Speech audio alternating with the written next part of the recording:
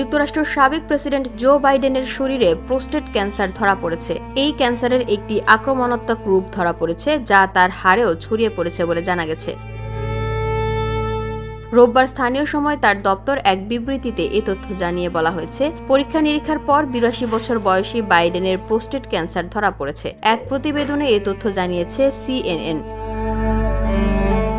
বিবৃতিতে বিস্তারিত জানিয়ে বলা হয়, গত সপ্তাহে প্রেসিডেন্ট জো বাইডেনের প্রস্রাবের সমস্যা বাড়ে। তখন পরীক্ষা নিরীক্ষায় তার প্রোস্টেটে একটি নতুন গুটি ধরা পড়ে। পরে শুক্রবার চিকিৎসকরা নিশ্চিত করেছেন তিনি প্রোস্টেট ক্যান্সারে আক্রান্ত।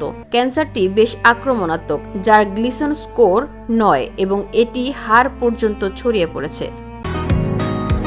বসুন্ধরা, উত্তরা, বনশ্রী, কুড়িল ও বাড্ডা সহ রাজধানীর বিভিন্ন স্থানে অভিজাত ও অত্যাধুনিক মানের ফ্ল্যাট কেনার এক নির্ভরযোগ্য প্রতিষ্ঠান প্লেজেন্ট প্রপার্টিজ লিমিটেড। তাই আপনার স্বপ্নের আবাসনের জন্য আজই যোগাযোগ করুন।